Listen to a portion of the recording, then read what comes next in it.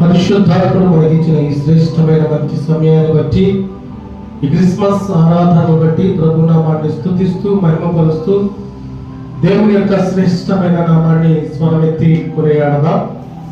స్తోత్రం స్తోత్రం స్తోత్రం స్తోత్రం స్తోత్రం స్తోత్రం స్తోత్రం స్తుతి స్తుతి స్తుతి స్తుతి స్తుతి స్తుతి స్తుతి స్తుతి స్తుతి స్తుతి స్తోత్రం. సర్వాశీర్వాదములకు కారణభూతుడా మీకే స్తోత్రం. సర్వోన్నతుడా మీకే స్తోత్రం. గొప్ప దేవుడా మీకే స్తోత్రం. మా దైవమా మీకే స్తోత్రం. మా రాజా మీకే స్తోత్రం. మా ప్రభువా మీకే స్తోత్రం. కృపామయుడా మీకే స్తోత్రం. తేజోమయుడా మీకే స్తోత్రం. ధవలవరుడా మీకే స్తోత్రం. బలవంతుడైన మా దేవా మీకే స్తోత్రం. దయామయుడా మీకే స్తోత్రం. ప్రేమ స్వరూపి మీకే స్తోత్రం. కృపాక్షేమము దయచేయు మా దైవమా మీకే స్తోత్రం.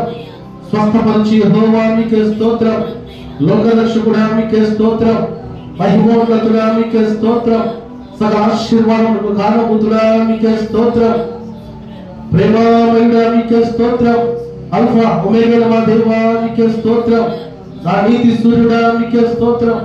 నమ్మదగిన మా దైవమా మీకే స్తోత్రం. మా దేవా మీకే స్తోత్రం. స్తోత్రమయ్యా స్తోత్రమయ్యా స్తోత్రమయ్యా స్తోత్రమయ్యా స్తోత్రం స్తోత్రం స్తుతి స్తుతి స్తుతి స్తోత్రం స్తోత్రం స్తోత్రం స్తోత్రం. మహాపరిశుద్ధుడా పరలోకపు తండ్రి, గొప్ప దేవా, ఈ ఘనమైన ఉన్నతమైన దివ్యమైన నామాన్ని బట్టి మీకే వేల కొలది స్తుతులు స్తోత్రాలు వందనాలు తెలియపరుస్తున్నాం మా తండ్రి. ప్రాముఖ్యమైన సమయంలో ఇటు రీతిగా నేను స్తుతించే ధన్యత మాకు దయచేసినందుకు స్తోత్రాలు. ఇదిగో ఈ క్రిస్మస్ ఆరాధనను బట్టి నేను ప్రభు మీకు వందనాలు తండ్రి. ఇదిగో నేను తండ్రి లోతైనటువంటి నీ వాక్యపు వెలుగులో మమ్మల్ని బలపరుస్తున్నందుకు స్తోత్రాలు. దావీదు బట్టి మనం నేడు రక్షకుడు మీ కొరకు కూర్చి ఉన్నాడు. ఈయన ప్రభు అయిన క్రీస్తు అని తెలియపరిచిన మాటను బట్టి ఇదిగో మీ యొక్క పుట్టుకలో ఉన్నటువంటి గుణాతిశయంలో మేము నిత్యము తెలుసుకోవడానికి మీరు ఇచ్చిన శ్రేష్టమైన కృపను బట్టి స్తోత్రాలు తండ్రి. ఇదిగో ఈ క్రిస్మస్ దినాల్లో ఏదో ఆచారాలుగా కాకుండా, ఏదో సంవత్సరాలు వచ్చి పోతున్న రీతిగా కాకుండా, ఈ క్రిస్మస్ దినాలలో తండ్రి ప్రతి సంవత్సరం ప్రతి నూతనమైన కృపలో విశ్వాసంలో మమ్మల్ని మీరు బలపరచమని ప్రార్థిస్తున్నాము తండ్రి. మా పక్షాన్ని మీరు చేస్తున్న అద్భుత కార్యాలను బట్టి మీకు స్తోత్రాలు. మీ ఉచితమైనటువంటి కృపను బట్టి మీకు వందనాలు. ఇంకా విశేషమైన కాపుదల మాకు దయచేయండి. ఇదిగో ఈ క్రిస్మస్ దినాల్లో తండ్రి నూతన బలంతో, నూతన ఆత్మతో, నూతన కృపతో, నూతన తలంపులతో మమ్మల్ని మీరు నడిపించమని ప్రార్థిస్తున్నాము తండ్రి. డిసెంబర్ మాసం 19వ తారీఖు మీ ఉచితమైన కృపతో ఈ సంవత్సరం అంతా, ఈ నెలంతా మీరు కాచి కాపాడ దేవా మీకు స్తోత్రాలు తండ్రి. ఇంకొద్ది దినాలు ఈ సంవత్సరం ముగించుకోవచ్చుండగా ఇదిగో నీ నూతనమైనటువంటి కృపతో మమ్మల్ని మీరు బలపరుస్తున్నందుకు మీకు స్తోత్రాలు తెలియపరుస్తూ ఈ ప్రార్థనను బట్టి సమస్త మహిమ ఘనత ప్రభావం మీకే చెల్లిస్తూ నజరేయుడైన యేసుక్రీస్తు ప్రభు వారి పరిశుద్ధమైన నామమున, శక్తివంతమైన నామమున, ప్రశస్తమైన నామమున ప్రార్థించి అడిగి వేడుకొనుచున్నాము మా తండ్రి. ఆమె ప్రార్థన ఆలకించి దేవునికి స్తోత్రం చూద్దాం. స్తోత్రమయ్యా స్తోత్రమయ్యా స్తోత్రమయ్యా స్తోత్రమయ్యా స్తుతి స్తుతి స్తుతి స్తుతి స్తోత్రం స్తోత్రం స్తోత్రం స్తోత్రం. హల్లెలూయా హల్లెలూయా హల్లెలూయా. మంచిది. ఇద్దరు మన శ్రేష్టమైన మాటలు మనం ఆలకిద్దాం.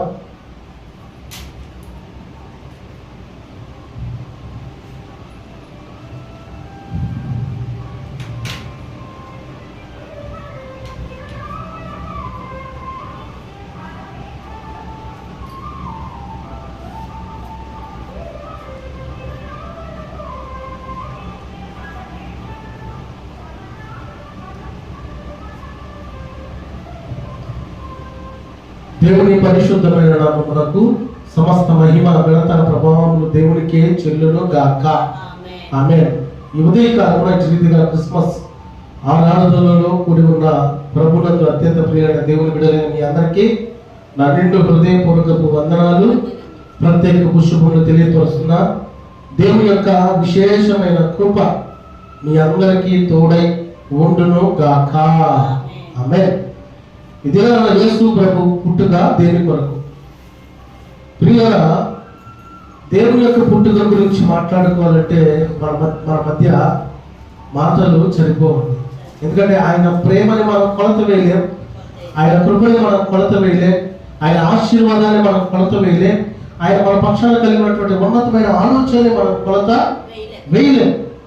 అందుకనే యేసు ప్రభు పుట్టుక దేని కొరకు అన్న విషయం మీద ఒక 5 మాటలుగా ఈ దినాన్ని మనం ధ్యానం చేద్దాం.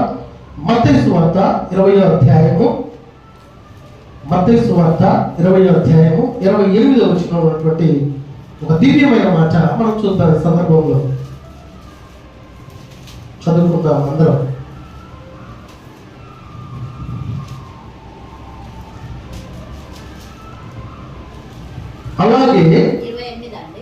అలాగే మనుష్య కుమారుడు పరిచారము చేయించుకున్నట్టుకు రాలేదు కానీ, చదవండి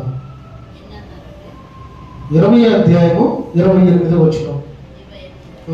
అలాగే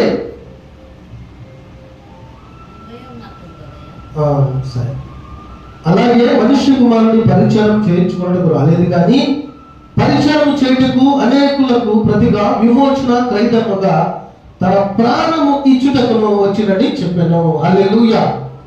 ఈ మత్తయి సువార్త 20వ అధ్యాయము 28వ వచనటువంటి మాట మనం జాగ్రత్తగా ధ్యానం చేయగలిగితే, ఆయన పరిచారము చేయడానికి రాలేదు, లేకపోతే పరిచారము చేయించుకోవడానికి రాలేదు. యేసుక్రీస్తు ప్రభు యొక్క పుట్టుకలో ఉన్నటువంటి అంతర్గతాన్ని మనం జ్ఞాపకం చేసుకోగలిగితే, ఆయన నశించిపోతున్న దాన్ని వెతికి రక్షించడానికి యేసుక్రీస్తు ప్రభు వారి లోకానికి వచ్చాడు. చాలా మంది అంటూ ఉంటారు, ఈరోజు క్రిస్మస్ పండుగ, ఈరోజు దేవుడు పుట్టాడు, ఈరోజు దేవుని యొక్క కొత్త పండుగ మేము చేసుకుంటాం అంటూ ఉంటారు. కానీ ఆ పండుగలు మనం చూస్తూ ఉంటే, ఇందాక ప్రార్థనలు నేను తెలియపరిచినట్టుగా ఆచారాలుగా జరిగిపోతున్నాయి. కానీ ఈ పండుగలను బట్టి మన జీవితాలు, మన బ్రతుకులు, మన స్థితిగతులు మార్చబడలేకపోతున్నాయి అన్నది చాలా మంది గమనించలేకపోతున్నారండి. ప్రియులారా, దేవుని యొక్క పుట్టుక నీ కొరకే, దేవుని యొక్క పుట్టుక నీ జీవితాన్ని మార్చడం కొరకే, దేవుని యొక్క పుట్టుక నీకు ఆయన విమోచన దయచేసింది, నిన్ను పునరుద్ధారపు శక్తిని దయచేయడం కొరకే, దేవుని యొక్క పుట్టుక నిన్ను పరలోకం తీసుకెళ్ళడానికే అన్నది కనుక మనం జ్ఞాపకం చేసుకోగలిగితే, దేవుడు మన జీవితంలో చేసిన ప్రతి ఉన్నతమైనటువంటి ఆశీర్వాదాలు మనం పొందుకోవాలంటే ప్రాముఖ్యంగా పరిశుద్ధాత్మ యొక్క సహవాసం మనం కలిగి ఉండాలి. హల్లెలూయా. పరిశుద్ధాత్మ యొక్క సహవాసం మనకు ఎలా వస్తుందంటే, నిత్యము ప్రభువుని స్తుతించి, నిత్యము ప్రభువుని ఆరాధించి, నిత్యము ప్రభువుని ప్రార్థించగలిగితే పరిశుద్ధాత్ముడు నీ పక్షాన గొప్ప కార్యాలు చేస్తాడు. హల్లెలూయా. కనుక ఇక్కడ మత్తయి సువార్త 20వ అధ్యాయము 28వ వచనం చదవండి ఒకసారి. మత్తయి సువార్త 20వ అధ్యాయము 28వ వచనంలో మనం చూస్తే,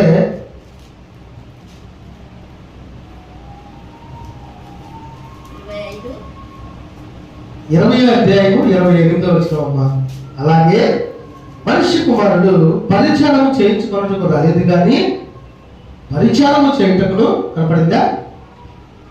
21 పేజీ నెంబర్, మత్తయి సువార్త 20వ అధ్యాయము 28వ వచనం. అదే అనుకుంటా. అలాగే మనుష్య కుమారుడు పరిచారము చేయించుకొనుటకు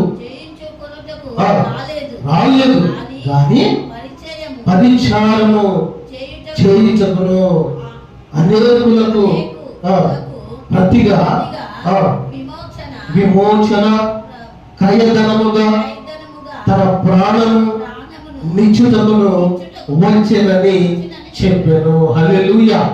యేసుక్రీస్తు ప్రభువారు పరిచారం చేసుకోవడానికి రాలా.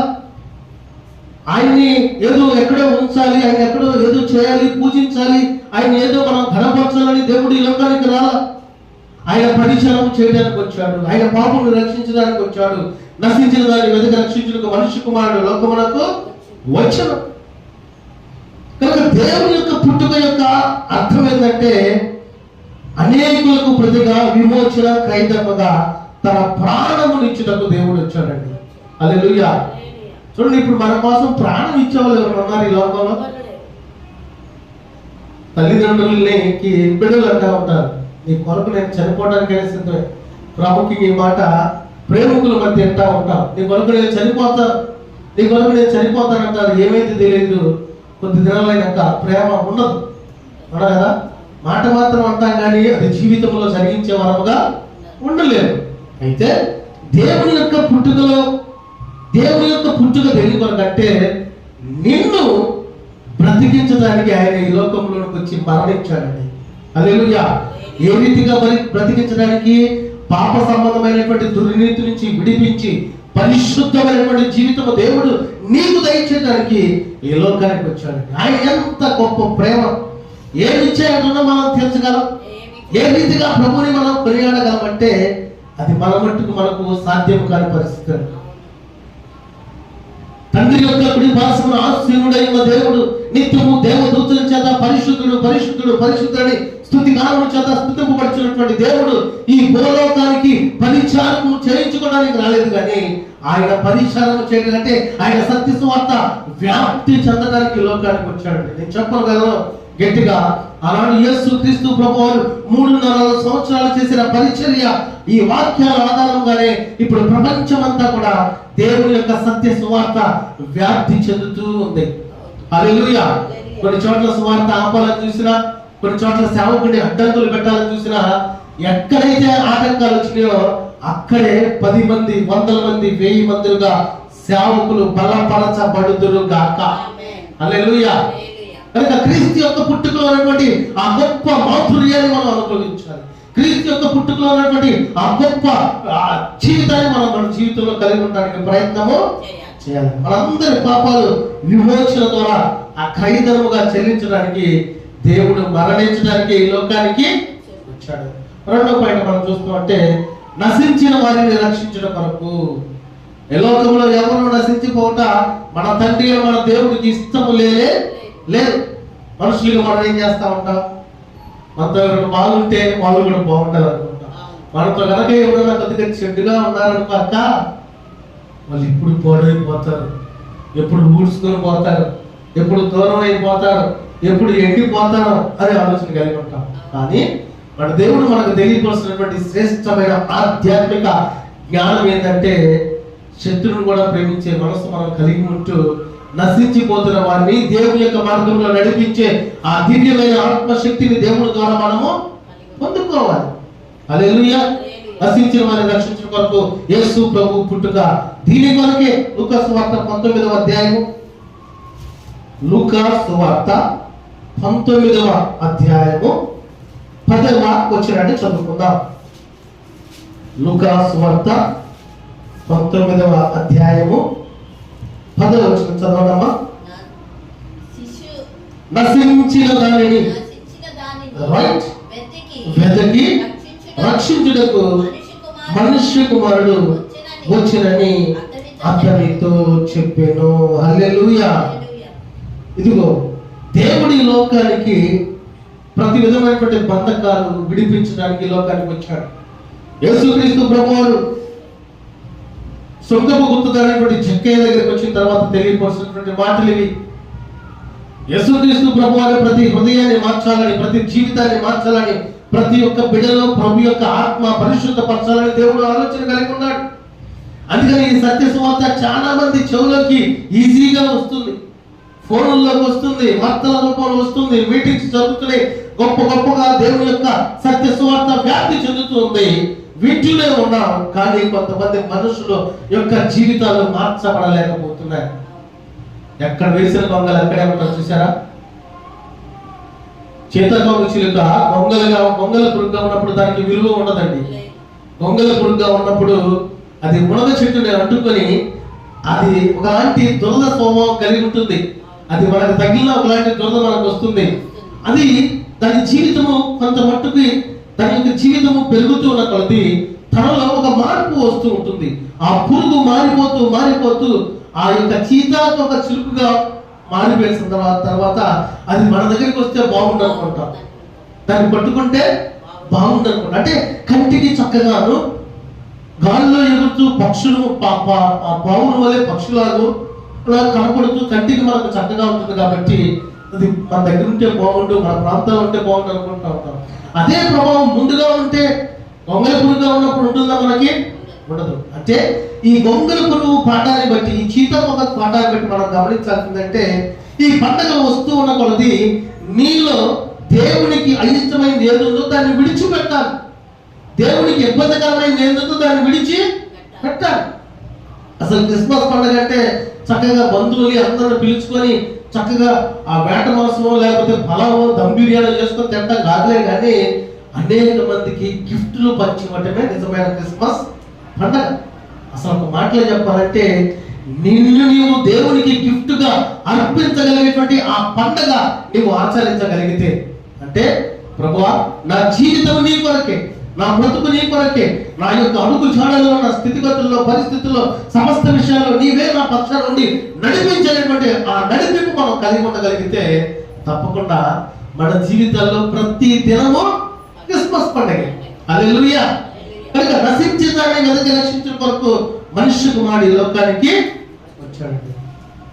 ప్రియులారా, దేవుని యొక్క మాటల యొక్క అర్థాన్ని మనం గమనించగలిగితే, దేవుని యొక్క వాక్యం యొక్క లోతులో మనము ఆలోచన చేయగలిగితే, పరిశుద్ధాత్ముడు ఇప్పుడు ఏం జరుగుతుంది, రేపేం జరగబోతుంది అన్నది ఆత్మ చేత, పరిశుద్ధాత్మ చేత మనకు ముందుగానే తెలియపరుస్తూ ఉంటాడండి. దేవునికి స్తోత్రం కలుగును గాక. హల్లెలూయా. యేసు ప్రభు పుట్టుక దేని కొరకంటే నశించిన దాన్ని వెతికి రక్షించుటకు మనుష్య కుమారుడు వచ్చినని అతనితో చెప్పాడండి. ఆ జక్కయ్య యొక్క ఇంట్లోకి వెళ్ళినప్పుడు కూడా చాలా మంది ఇతనేంది అప్పులు ఇచ్చేవాడు కదా, సొంకబుగుతున్నాడు కదా, లోక పాపి కదా, వ్యర్థమైన వాడు కదా, యేసుక్రీస్తు ప్రభు అనేది తన ఇంటికి వెళ్తానంటున్నాడు అని అనేక మంది సనుకున్నప్పటికీ పరిశుద్ధాత్మ దేవుడు చేసినటువంటి పని చేసుకున్నాడు. కనుక మనలో నశించినటువంటి అనుభవం ఏది ఉండటానికి వీలు లేదు. మనందరినీ పరిశుద్ధపరచాలని, మనందరినీ ఆయన విడుదలగా చేయాలని, మనందరినీ ఆయన యొక్క కృపలో బలపరచాలని దేవుడు ఆలోచన కలిగి ఉండటానికే ఈ లోకానికి దేవుడు ఇచ్చున్నాడు. మూడవ మాట మనం చూడగలిగితే, పరిచారము చేయటం కొరకు. మత్తయి సువార్త ఆ తర్వాత చూద్దాం. మూడవ మాట యోహాను సువార్త 1:9 వచనం, మనుషులను వెలిగించుట కొరకు దేవుడు ఈ లోకానికి వచ్చాడు. యోహాను సువార్త 1:9 వచనం చదవండి అమ్మా, చదవండి. నిజమైన వెలుగు ఉండెను, అది లోకములోనికి వచ్చుచు ప్రతి మనిషిని వెలిగించుచున్నది. హల్లెలూయా. పాస్టర్, ఇక్కడ మూడవ పాయింట్ మనం చూస్తే, మనుష్యులను వెలిగించుట కొరకు దేవుడు ఈ లోకానికి వచ్చాడు. అంటే అంతకు ముందంతా చీకటి ఉందంటే ఉండటానికైతే వెలుగు ఉంది, కానీ లోకమంతా కూడా పాపపు చీకటిలో మునిగిపోయి ఉంది. లోకమంతా కూడా పాపముతో నిండి ఉన్నది. అయితే పరిశుద్ధాత్మైనటువంటి దేవుడు నరరూపిగా ఈ లోకానికి వచ్చి తన పరిశుద్ధమైనటువంటి రక్తాన్ని చిందించడం ద్వారా పాప విమోచన అనేది పరిశుద్ధాత్ముడు మనకి దయచేశాడు. దేవునికి స్తోత్రము కలుగును గాక. హల్లెలూయా. అయితే నిజమైన వెలుగు ఉండెను, అది లోకంలోనికి వచ్చి ప్రతి మనిషిని వెలిగించుచున్నది. ఈ వెలుగు ఏమైనదంటే దేవుడై ఉన్నాడు. దేవుడు ఈ లోకానికి వచ్చి ఉన్నాడు. ప్రతి మనిషిని దేవుడు మార్చాలని, వారి జీవితాలను మార్చాలని, వారి బ్రతుకులు మార్చాలని, వారి నడిపింపులు మార్చాలని, వారి ఆశలు మార్చాలని, వారి తలంపులు మార్చాలని, వారి యొక్క సమస్తము మార్చి ప్రభువుకి ఇష్టమైనటువంటి ఆత్మీయ నడిపింపులు నడిపించాలని దేవుడు ఆలోచన కలిగి ఉండటానికే ఈ లోకానికి వచ్చినాడండి. వీళ్ళని మనందరం నశించిపోతే మనకి ఎలా ఉంటుందేమో, కానీ దేవుడు బాధపడతాడండి. దేవుడి యొక్క హృదయము నొచ్చుకుంటుంది. ఆనాడు నోవహు దినాల్లో అందరూ లోక సంబంధమైన స్థితిలో తిరుగుతూ, తాగుచూ, తినుచూ, వివాహం చేసుకుంటూ మత్తులై ఉన్నప్పుడు దేవుడు ఆకాశం నుండి కిందకు చూసినప్పుడు వీరందరి పరిస్థితిని బట్టి వారి హృదయం దేవుని యొక్క హృదయంలో నొచ్చుకున్నాడు. ఎందుకు మనుషులను సృష్టించని ఆ యొక్క ఆలోచన తను కలిగి ఉన్నప్పటికీ, నోవాహు వంటి భక్తి పరులను బట్టి, నోవాహు వంటి నీతిమంతుని బట్టి, నోవాహు వంటి దేవుని యొక్క కృప పొందుకున్న వారిని బట్టి ఈనాడు ప్రపంచంలోటువంటి జనాలంతా కూడా ఆయన ద్వారా సేవ్ చేయబడి మనం బ్రతికి ఉన్నాం. దేవునికి స్తోత్రము కలుగును గాక. హల్లెలూయా. అంటే మన తాతల ఇక తాతలు ఎన్ని తాతలు అయినప్పటికీ మన తాతని దేవుడు రక్షించాడు. మన తాత దేవుని యొక్క కృప పొందుకున్నాడు. మన తాత దేవుని యొక్క యథార్థత కలిగి ఉన్నాడు, నీతి కలిగి ఉన్నాడు, దేవుని చిత్తాన్ని తూచ తప్పకుండా పాటించాడు. కనుకనే మనం ఈ లోకంలో సజీవులుగా బ్రతికి ఉండగలిగాం. దేవునికి స్తోత్రము కలుగును గాక. హల్లెలూయా. ఇప్పుడు మనం వెలుగుతున్నామా ఏమండి? దేవుని యొక్క వాక్యాన్ని వింటున్నాం, దేవుని వాక్యానుసారంగా జీవిస్తున్నాం. ఈ వెలుగుతున్నటువంటి మనము చీకటిలో ఉన్నటువంటి వారి యొక్క జీవితంలో వెలిగించేటువంటి ఆ నడిపింపు మన ద్వారా దేవుడు జరిగించాలనేటువంటి ఆ ఆశ మనం కలిగి ఉండాలండి. ఏదైనా వీధిలో మనం రేతికుంటే వెళ్తా ఉన్నాం అనుకోండి, చీకటిగా ఉందంటే మనకి దారి కనపడదు. కానీ ఆ లైట్, ఆ వెలుతురు మనకు ఉంటే మనం ఎటు వెళ్ళాలి, ఎటు రావాలనేది మనకు కనపడుతూ ఉంటుంది. నా చిన్నప్పుడు రమారమి, మీ చిన్నప్పుడు అయితే చెప్పే పని లేదనుకోండి, నా చిన్నప్పుడు ఒక ప్రాంతం నుంచి ఇంకో ప్రాంతానికి ఊరికి వెళ్ళాలి. మేము వెళ్ళాలంటే రమారమి 4 కిలోమీటర్లు అనుకుంటా అమ్మగారు నడవాలి. ఈ 4 కిలోమీటర్లు నడిచే మార్గంలో ఏ లైటింగ్లు ఉండవు, దాని మధ్యన వెళ్ళిపోతూ ఉండాలి. దేవుడు వెన్నెలు ఉందా, మంచిదే. ఆ వెన్నెలు కూడా లేదనుకోండి, చెమ్మ చీకటి. అడుగులు అడిగేసుకుంటూ జాగ్రత్తగా వెళ్ళాలి. వెళ్ళేదారిలో కాలువలు వస్తూ ఉంటాయి, గుంతలు వస్తూ ఉంటాయి. అలాంటి రోడ్లు కూడా సరిగ్గా లేవు. ఇప్పుడంటే హైవేలు పడ్డాయి, స్పీడ్ రోడ్లు పడ్డాయి, అన్ని పడ్డాయి. అయితే ఈ వెలుగు సంబంధమైనటువంటి జీవితం మనం కలిగి ఉంటూనే అనేక మందిని వెలిగించేటువంటి ఆశీర్వాదపు వారసులుగా మనం తయారవ్వాలండి. హల్లెలూయా. అనేక మంది వెలిగించబడాలంటే ఏం చేయాలి? వారిని కొన్నటువంటి సమస్యలు బట్టి, బాధలను బట్టి మీరు ఎలాగైతే రేయి మొదటి జమున ప్రార్థిస్తున్నారో వారికి తెలిసే రీతిగా ప్రార్థించే వారిగా మనం ఉండాలి. అవసరమైతే వారిని కూడా ప్రార్థనకి నడిపించి ప్రార్థించే వారిగా మనము ఉండాలి. ఇప్పుడు నేను ప్రార్థనకి రావాలనే వ్యక్తి ఒక 10 సార్లు మనం అడిగినా రాను అని అంటాడు. 11వ ఇంకా అడుగుతూ ఉంటే అసలు ఈ కాలేజ్ ఒకసారి పోతే పోయిదిగా, అవునా కదా? అమ్మ ప్రార్థనకు రామ్మా, అయ్యా ప్రార్థనకు రాయా, ఇదిగో నీ జీవితంలో నీ చీకటి, ఇదిగో నీకు శోధనలు ఎప్పుడు ఎందుకు ఉంటున్నాయి, కుటుంబంలో గొడవలు ఎందుకు అవుతున్నాయి, ఈ సమస్యలు ఎందుకు వస్తున్నాయి, ఈ ఇబ్బందులు ఎందుకు వస్తున్నాయి, నీ జీవితం మార్చుకో, నీ బ్రతుకు మార్చుకో, అపవాది నుంచి నీకు దూరంగా ఉంటూ దేవుని యొక్క గొప్ప వెలుగులోకి నీవు అనేటువంటి ఆ ప్రేమతో కూడిన మాటలు మనం వారికి తెలియపరుస్తూ ఉంటే ఆటోమేటిక్గా ఏదో ఒక దినాన దేవుని యొక్క సన్నిధికి వస్తాడు, లేకపోతే ఏదో ఒక దినాన ప్రభుని ప్రార్థించుకుంటాడు అన్న పాటనే. తద్వారా ఏం చేయగలిగిందంటే తను పెదవులు విప్పి ప్రార్థించగానే తన యొక్క జీవితంలో, తన కుటుంబంలో తనను ఏలుతున్నటువంటి అపవాది క్రియలు యేసు క్రీస్తు ప్రభువారు లయపరచబడును గాక. హల్లెలూయా. అందుకని కొంతమంది ఉన్నోళ్ళు ప్రార్థన చేయాలంటే అస్సలు నోరు తెరవరు. అంటే అపవాది ఏం చేస్తారంటే తనని స్వాధీనపరుచుకుంటారు. వారిని స్వాధీనపరుచుకొని లోక సంబంధమైనటువంటి మాటలు మాట్లాడతారు, లోక సంబంధమైన కార్యాలు చేయడానికి చేస్తారు, లోక సంబంధమైన చూస్తారు. కానీ మనము ప్రార్థన చేస్తే ప్రభు మన పక్షాన కార్యము చేస్తారన్నది ఆ అంధత్వాన్ని అపవాది వారికి గుడ్డితనాన్ని కలుగు చేస్తారండి. అందుకనే మనం ఈ లోకంలో జీవిస్తున్నప్పుడే ఆయన వెలుగులో మనం ప్రకాశవంతమైనటువంటి జీవితం కలిగి ఉండటానికి మనం ఆశ కలిగి ఉండాలి. ఆనాడు ఇశ్రాయేలు ప్రజలు ఐగుప్తు నుంచి కనాను ప్రాంతానికి వెళ్తున్నప్పుడు పగల మేఘస్తంభమై రాత్రి అగ్నిస్తంభమై దేవుడు ఎందుకు వెలిగించాడంటే వారి ఒక సరైనటువంటి దారిలో నడిపించాలని దేవుడు ఆలోచన కలిగి ఉన్నాడు. ఇప్పుడు దేవుని యొక్క వాక్యం చేత వెలిగింపబడుతున్నటువంటి మనము, ఆయన రక్షణ భాగ్యాన్ని పొందుకున్న దాని నుంచి పరిశుద్ధతలో వెలుగుతున్నటువంటి మనము అనేక మంది ఎదుట మాదిరికరమైనటువంటి జీవితం కలిగి వచ్చు. మనం మాట్లాడిన మన నడవడికలోను, మన చూపులోను, మన తలంపులోను పరిశుద్ధాత్ముడు కనపడే రీతిగా మనం ఈ లోకంలో వెలిగించగలిగితే నీ కొరకే దేవుడు ఈ లోకానికి వచ్చిన కార్యం నువ్వు నెరవేర్చిన వారమై వచ్చాము. దేవునికి స్తోత్రము కలుగును గాక. హల్లెలూయా. 4వ పాయింట్, ప్రాణము పెట్టుట కొరకు దేవుడు ఈ లోకానికి వచ్చాడు. ఇంకా చదువుకున్న మత్తయి సువార్త 20వ అధ్యాయము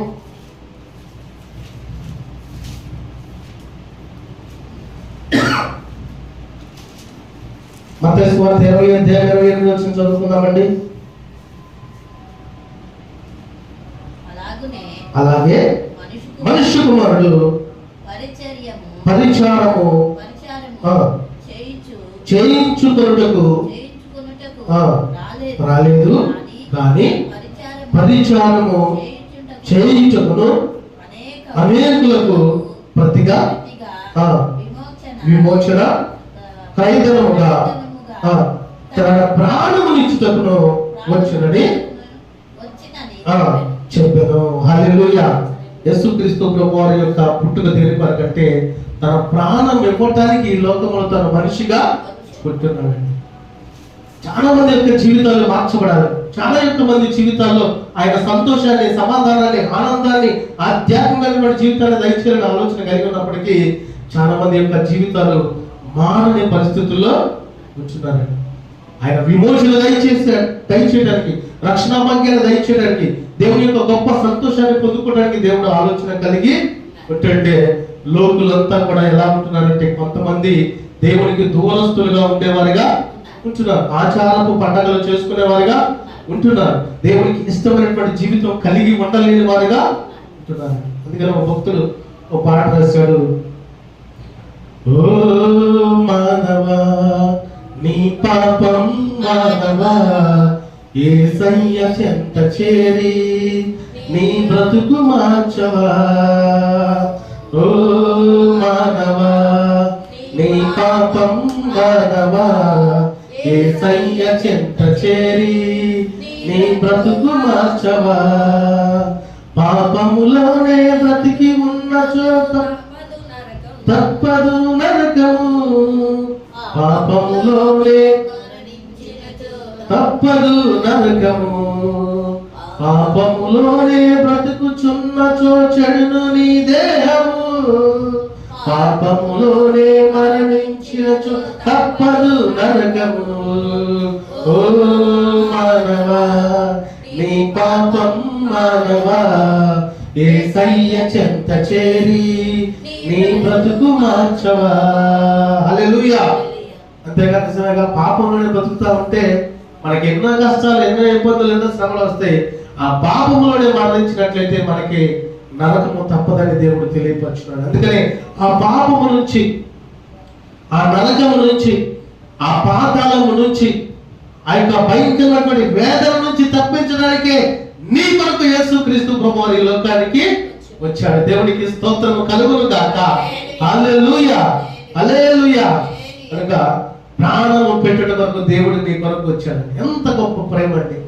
మన కొరకు మరణించాలంటేనే, మన కొరకు ఏదైనా అవయవం ధ్యానం చేయాలంటేనే అమ్మో నాకు బాగోదు అవునా కదా. ఒకసారి మనం ఆలోచన చేస్తే ఎవరో బాగా దేవుని ప్రేమ కలిగి ఉన్నవారు తప్పితే, ఇదిగో అమ్మగారికి పరిస్థితి బాగాలేదు, అయ్యా కిడ్నీ ఒకటి పాడేది, నువ్వు కిడ్నీ అయ్యా పిల్లలు అడిగా అనుకోండి, వెంటనే వారి ముఖాలు వికారంగా మారిపోతాయి. అమ్మో నాకుందే 2 ఇడ్లీలు, ఎత్తి నాకుందే 2 ఇడ్లీలు, ఒక ఇడ్లీ ఇచ్చేస్తా అనేటువంటి ఆలోచన. కానీ దేవుడు ఆ ఆలోచన చేయలేదండి. ప్రతి ఒక్కరిని పాపం నుంచి విడిపించడానికి, ప్రతి ఒక్కరిని దేవుని యొక్క కుమారులుగా, కుమార్తెలుగా మార్చడానికి, ప్రతి ఒక్కరిని దేవుని యొక్క రాజ్యంలో, పరలోక రాజ్యంలో చేర్చాలని దేవుడే ఈ లోకానికి మనిషిగా వస్తే మన జీవితాలు మార్చకపోతే ఎలాగా, మన బ్రతుకులు మార్చుకోలేకపోతే ఎలాగా, మన తలంపులు మార్చుకోలేకపోతే ఎలాగా, ప్రాణం పెట్టిన దేవుడి కొరకు నీవేమి చేశావు అని దేవుడు నిన్ను అడిగితే మనం ఏం చెప్పగలం? అవునా కదా. నన్నైనా కానీ మనల్ని కానీ నేను నీ కొరకు మరణించాను కదా జయానందు, మరి నువ్వు నా కొరకు ఏం చేశావు అన్నాడు అనుకోండి, నేను లెక్క చెప్పాలా లేదా? చెప్పాలి.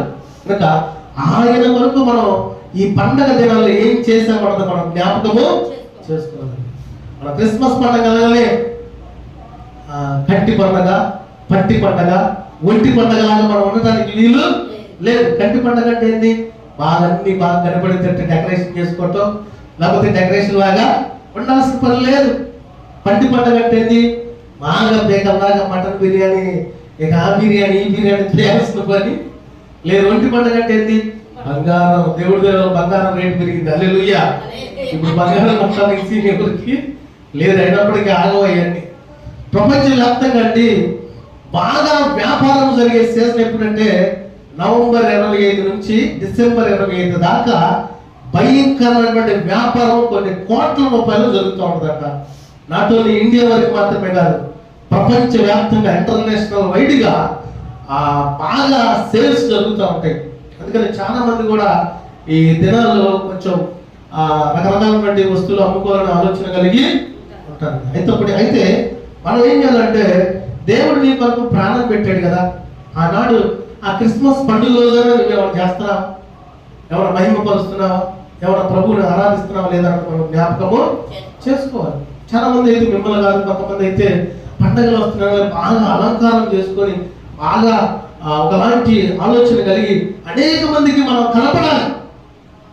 మొదటిగా దేవుని సన్నిధిలో దేవుడు నిన్ను చూడాలంటే నువ్వు ఎలా ఉండాలి? విరిగి నలిగిన హృదయంతో ప్రభు సన్నిధిలో నీవు ఆయన మాట కొరకు ఆశ కలిగి నువ్వు ఉండాలి. మనం బాగా కనపడాలి. మనం అసలు మనం చూడగా అందరూ ఆశ్చర్యపోవాలనుకున్నాం అనుకో, నిజంగానే జరిగింది. దేవుడు చుట్టూ కానీ అపోహని తప్పకుండా చూస్తాడండి. కనుక ప్రాణం పెట్టిన దేవుడి కొరకు మనం ఏం చేస్తున్నాం అనేది జ్ఞాపకం చేసుకోవాలి. క్రిస్మస్ దినాలు ఇప్పటికి ఎన్ని వచ్చినాయో మన దగ్గర.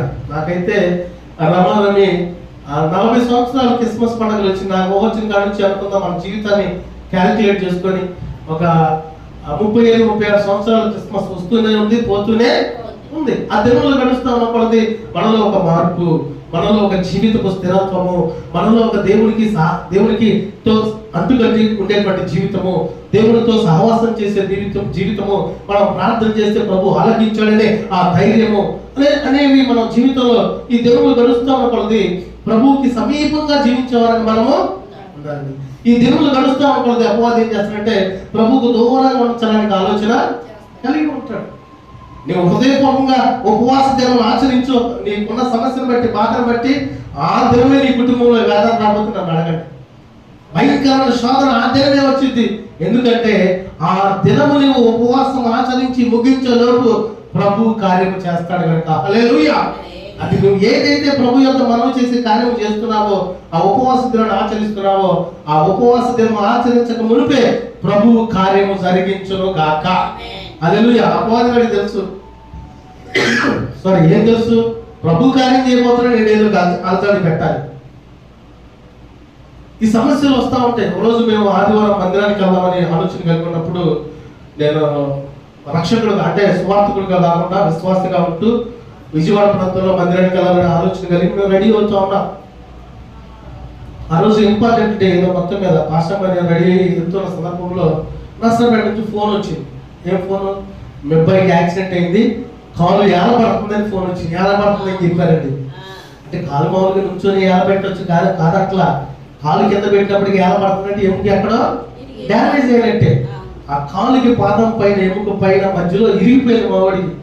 ఆ ఫోన్ వినగానే నాకేం అర్థం కాలేదు. వెంటనే మాస్టర్ గారు ఇంక ఏడవటం మొదలుపెట్టింది. అయినప్పటికీ ధైర్యంగా మేము ప్రభువుని ప్రార్థన చేసుకొని మరి ఆ విషయంలో ఆలోచన కలిగి ముందుకెళ్తే మేము వెళ్ళేలోపు ప్రభు ఆపరేషన్ చేయించి బెడ్రూమ్లోకి నడిపించే ఆ కృప దేవుడు దయచేశాడు. దేవుడికి స్తోత్రము కలుగును గాక.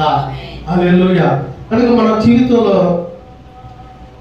ఈ క్రిస్మస్ పండుగను బట్టి మనం జ్ఞాపకం చేసుకోవాల్సిందంటే ప్రాముఖ్యంగా ఏదో ఆచారంగా మనం ఆలోచన కలిగి ఉండకుండా ఒక కొత్త జీవితాన్ని మనం కలిగి ఉండాలని, ఒక కొత్త ఆత్మీయమైనటువంటి నడిపింపు మనం కలిగి ఉండాలని ఆ ఆశ నీకు రాగలిగితే నీ ఆశని నా ప్రభు నెరవేర్చును గాక. హల్లెలూయా.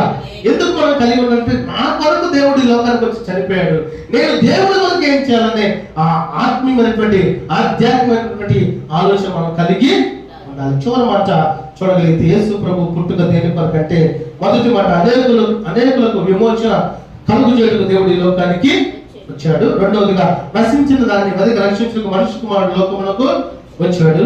మూడవదిగా మనుషుల్ని వెలిగించడం కొరకు దేవుడు ఈ లోకానికి వచ్చాడు. నాలుగవదిగా ప్రాణము పెట్టుట కొరకు దేవుడు ఈ లోకానికి వచ్చాడు. చివరిగా ఐదవదిగా పాపులను రక్షించడం కొరకు దేవుడు ఈ లోకానికి వచ్చాడు. తిమోతికి రాసిన మొదటి పత్రిక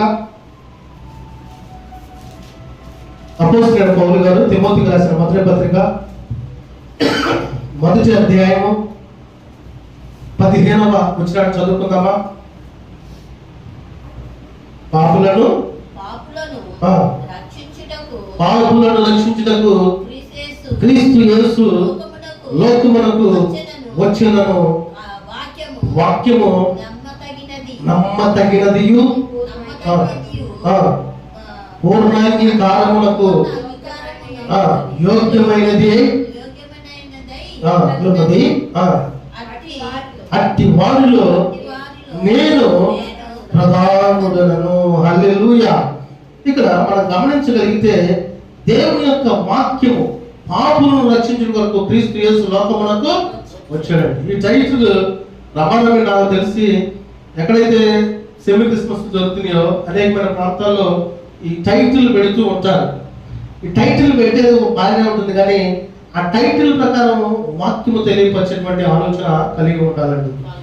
పాపులను రక్షించుటకు క్రీస్తు యేసు లోకమునకు వచ్చెను. అంటే మనల్ని రక్షించాలని, మనల్ని సరిచేయాలని, మన జీవితాలు దేవునితో అంటుకట్టుకొని ఉండాలని, దేవుని యొక్క ఆత్మీయత, దేవుని యొక్క పరిశుద్ధత, దేవుని యొక్క యథార్థత, దేవుని యొక్క నీతి, దేవుని యొక్క నమ్మకము సమస్తము ఆయన పోలి మనం నడవాలని దేవుడు గొప్ప రక్షణ భాగ్యం మనకు దయచేయడానికి ఈ లోకానికి వచ్చినాడు. లోకంలో ఉన్నంతసేపు మనకేం తెలియదు, కానీ దేవుని యొక్క రక్షణ భాగ్యాన్ని పొందుకొని పరిశుద్ధులుగా ఉంటూ బాప్తిసం పొందుకున్న కాడి నుంచి దేవుడు మనల్ని హెచ్చరిస్తాడు, బలపరుస్తాడు, నడిపిస్తాడు. అనేకమైనటువంటి విషయంలో లోతైనటువంటి వాక్యపు మాటల ద్వారా మనల్ని బలపరిచిన సందర్భాలు చాలా మన జీవితంలో పొందుకొని ఉన్నారు. కనుక యేసుక్రీస్తు పుట్టుకను బట్టి ఏదో క్రిస్మస్ పండుగ వచ్చిందని నేను చెప్పినట్టు కంటి పండగ, పట్టి పండగ, ఒంటి పండగ కాకుండా హృదయ పండగగా, ఆత్మీయ పండగగా మనం జరుపుకోగలిగితే నీ కొరకు దేవుడు వచ్చిన కార్యాన్ని నువ్వు మనం నెరవేర్చిన వారంగా ఉంటాం. తద్వారా దేవుడి యొక్క ఆశీర్వాదం పొందుకునేటువంటి అట్టి కృప దేవుడు మనకి దయచేయను గాక. ఆమేన్. పరిశుద్ధాత్ముడు ఈ మాటలన్నింటినీ మన వినికిడిలో ఆశీర్వదించి దీవించును గాక. ఆమేన్. ప్రార్థన చేసుకుందాం. ఒక నిమిషం. పరిశుద్ధుడ మహోన్నతుల మా దేవ, మా తండ్రికి స్తోత్రాలు ప్రభా. ఇదిగోనైనా ప్రభా, మీరు మా పక్షాన్ని చూపించిన ప్రేమ మేము వెళ్ళకట్టలేము తండ్రి. ఏమిచ్చి మీరు మేము తీర్చగలము తండ్రి, విరిగి నలిగిన మా హృదయాన్ని తప్ప. ఇదిగోనైనా ప్రభా, మా యొక్క మీరు ఏది ఆశించట్లేదు, కానీ నిన్ను పోలి పరిశుద్ధత, నీతి, యథార్థత కలిగి నీ గొప్ప రక్షణ భాగ్యాన్ని పొందుకున్న మేము నీ యొక్క పరలోకంలో చేర్చబడినటువంటి అట్టి నడిపింపు మేము కలిగి ఉండాలని తెలియపరిచిన తండ్రి. ఇదిగో ఈ లోకంలో మాకు మీరు పరీక్ష పెట్టి ఉన్నారు ప్రభా. ఇదిగో ఈ లోకం అంతా కూడా అపవాది చేతితో నిండి ఉంటుండగా, అపవాది యొక్క కుయుక్తి నుంచి శ్రేష్టమైన నేనే మార్గము, నేనే సత్యము, నేనే జీవము అనే నీ జీవ మార్గంలోనికి మమ్మల్ని మీరు నడవాలని తెలియపరుచున్నారు ప్రభా.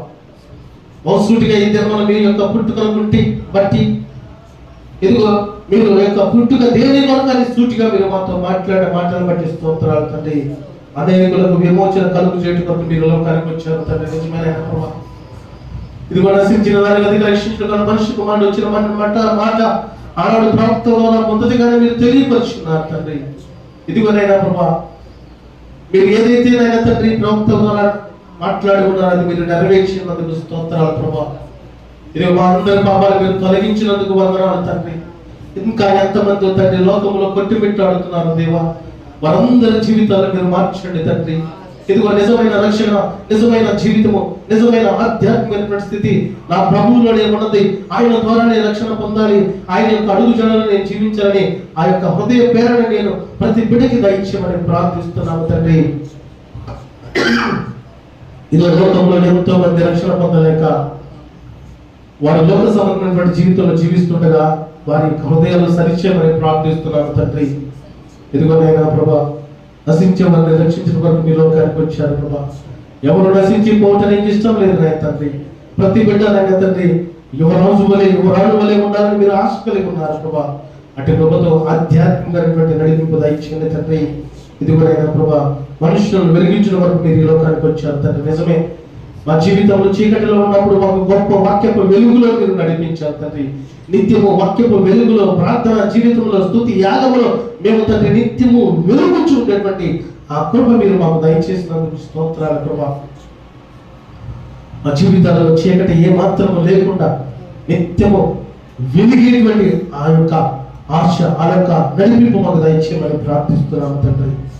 ఇదిగో ప్రాణం పెట్టుట వరకు మీరు లోకానికి వచ్చారు తండ్రి. ఇదిగో నాయనా ప్రభా, మమ్మల్ని మీరు ఎంతగా ప్రేమించారంటే మేము మాటలతో వివరించలేము తండ్రి, వర్ణించలేము నాయనా ప్రభా. మీ ప్రేమకి నాయనా తండ్రి అవధులు లేదు తండ్రి. మీ ప్రేమకి అడ్డులు లేవు నాయనా ప్రభా. తల్లి మరిచిన, తండ్రి విడిచిన, నేను నిన్ను విడువను ఎడబాయినని అమితమైన ప్రేమ చూపిస్తున్న ప్రేమాస్వరూపి అయిన మా దేవా, మీ ప్రేమలో నిలిచి ఉండే కృప దయచేయండి తండ్రి. ఇదిగో నీ ప్రేమ పొందుకునేటువంటి కృప దయచేయండి తండ్రి. ఇదిగో మీరు ప్రేమ స్వరూపి ఉన్నారు. ప్రేమలో మమ్మల్ని తండ్రి నడిపించండి తండ్రి. ఈ లోక సంబంధమైన ప్రేమ వ్యర్థమైనా ప్రభా, కానీ మీరు ఇచ్చినటువంటి ప్రేమనైనా తండ్రి మా జీవితాన్ని, మా బ్రతుకుని, మా స్థితిగతిని మార్చి నిన్ను పోలి నడిచేటువంటి ఆ నడిపింపు దయచేయమని ప్రార్థిస్తున్నాము తండ్రి. పరిశుద్ధాత్ముడా, పాపులను రక్షించే వరకు మీ లోకానికి వచ్చారు. నిజమైన తండ్రి, మీరు ప్రతి బిడ్డని వెలిగించాలని, ప్రతి బిడ్డని రక్షించాలని, ప్రతి బిడ్డని బలపరచాలని, ప్రతి బిడ్డ పక్షాన, ప్రతి కుటుంబ పక్షాన మీ గొప్ప ఆశీర్వాదం దయచాలని ఆలోచన కలిగి ఉంటున్నారు. మేమందరం పొందుకుంటూ ఉన్నాం తండ్రి. ఇంకా కొంతమంది అయినా ప్రభావం మీకు దూరస్తులుగా ఉంటున్నారు తండ్రి, వారి జీవితాలు మార్చమని ప్రార్థిస్తున్నాం తండ్రి. మీరు తోడేవాడి బలపరచండి తండ్రి. ఇదిగో ప్రభా, మందిర విషయంలో మీరు చేస్తున్న గొప్ప మేలును బట్టి మీకు స్తోత్రాలు తండ్రి. ఇదిగో కంటికి కనపడని, చెవులకు వినపడని, హృదయానికి గోచరం కానీ అద్భుతమైన కార్యాలు మీరు మా పక్షాన జరిగిస్తున్నందుకు మీకు స్తోత్రాలు, స్తుతులు, వందనాలు తెలియపరుస్తున్నాను దేవా. ఇదిగో ప్రభా, 22వ తారీఖు చర్చి ప్రతిష్టను మేము ఆలోచన కలిగి ఉన్నాం. ఇదిగో మీరు 23వ తారీఖుగా మీరు మార్చి ఉన్నందుకు మీకు స్తోత్రాలు తండ్రి. ఎన్ని తలచిన, ఏది అడిగినా జరిగేది నీ చిత్తం అని సెలవించాము తండ్రి. నీ చిత్త ప్రకారం మేము ముందుకు కొనసాగడానికి మీరు కృప చూపించమని ప్రార్థిస్తున్నాము తండ్రి. ఇదిగో మా దినాలలో, మా జీవితాలలో, మా కుటుంబాలలో, మా పరిస్థితుల్లో, మా రాకపోకల్లో, సమస్త విషయాల్లో, పనుల్లో మీరు తోడే ఉండి బలపరుస్తున్నారు తండ్రి. మీకు స్తోత్రాలు తండ్రి. నీ బిడ్డల పక్షం మీ ఉన్నతమైనటువంటి విశేషమైన కృపతో కాపాడండి ప్రభా. మీ కృపతో బలపరచండి తండ్రి. కృపతో నాయన తండ్రి మీకు సమీపంగా ఉండేటువంటి, సహవాసం చేసేటువంటి అటు కృప మా అందరికి మీరు దయచేయమని ప్రార్థిస్తూ, ఇదిగో తండ్రి మీ మందిరం చుట్టూ ఉన్నటువంటి ప్రతి కుటుంబాన్ని మీరు జ్ఞాపకం చేసుకుని దీన్ని శాసించండి. ప్రత్యేకంగా ఈరోజు నైనా తండ్రి ఉదయకాలపు క్రిస్మస్ ఆరాధనలో పాల్గొన్న నీ బిడ్డలందరినీ నీ విశేషమైన కృపతో కాపాడమని ప్రార్థిస్తూ, సమస్త మహిమ, ఘనత, ప్రభావం మీకే చెల్లిస్తూ, నజరేయుడైన యేసుక్రీస్తు ప్రభు వారి పరిశుద్ధమైన, శక్తివంతమైన, ప్రశస్తమైన నామమున ప్రార్థిస్తూ, ఇదిగో ఈ దినం తండ్రి మందిరం యొక్క ప్రతిష్ఠ నిమిత్తం ఆ పాంప్లెట్లు, ఫ్లెక్సీల విషయమై విజయవాడ ప్రాంతం నిలుచుండగా సమస్తము తండ్రి క్రమముగా, మర్యాదగా జరగటానికి మీరు కృప చూపించండి. మార్గ మధ్యలో మీరు సహాయం దయచేసి మీరే తోడై ఉండి రేపు మందిర ప్రతిష్ఠ విషయంలో అనేక మందిని తండ్రి మీరు నడిపించమని ప్రార్థిస్తూ, దూర ప్రాంతం నుంచి, నష్టమైన నుంచి బంధువులు రానే ఉంటుండగా క్షేమంగా రావడానికి మీరు కృప చూపించమని ప్రార్థిస్తూ, ఈ ప్రాంత వాసులు కూడా తండ్రి ఆ యొక్క ప్రతిష్ఠ రోజు అందరూ సిద్ధపడి సన్నిధికి వచ్చి చక్కగా పాటలు పాడి ఆరాధించి స్తుతించి తండ్రి మిమ్మల్ని కొనియాడి తద్వారా మేలులు, దీవెనలు, ఆశీర్వాదాలు పొందుకునే ఆ గొప్ప కృపని బిడ్డలకు మీరు దయచేయమని సమస్త మహిమ, ఘనత, ప్రభావం మీకు చెల్లిస్తూ నజరేయుడైన యేసుక్రీస్తు ప్రభు వారి శక్తివంతమైన నామమున ప్రార్థించి అడిగి వేడుకొని పొందుకొని ఉన్నాము మా తండ్రి. ఆమేన్. పరలోక ప్రార్థన. పరలోకమందున్న మా తండ్రి, నీ నామం పరిశుద్ధపరచబడును గాక, నీ రాజ్యం మాకు వచ్చును గాక, నీ చిత్తం పరలోకమందు నెరవేర్చబడినట్టు భూమి యందు నెరవేర్చబడును గాక. మాకు కావలసిన అనుదిన ఆహారము నేడు మాకు దయచేయము. మా రుణస్తులు మేము క్షమించిన ప్రకారము మా రుణములను క్షమించుము. మమ్మల్ని శోధనలోకి తేక దుష్టు నుంచి తప్పించుము. ఎందుకంటే రాజ్యము, బలము, మహిమ, శక్తియు నిరంతరము నీవై ఉన్నావు తండ్రి. ఆమేన్, ఆమేన్, ఆమేన్. మన తండ్రి అయిన దేవుని యొక్క ప్రేమ, కుమారుడైన యేసుక్రీస్తు ప్రభువారి ఉన్నతమైన కృప, పరిశుద్ధాత్మ యొక్క నిత్య సన్నిధి, సహవాసము ఈ ప్రార్థనలో కూడి ఉన్న మనకును, సకల పరిశుద్ధులకును, సార్వత్రిక సంఘములకును ఇప్పుడును ఎల్లప్పుడూ సదాకాలము దేవుడు తోడై ఉండి ఆశీర్వదించి దీవించును గాక. ఆమేన్. హల్లెలూయా, హల్లెలూయా, హల్లెలూయా,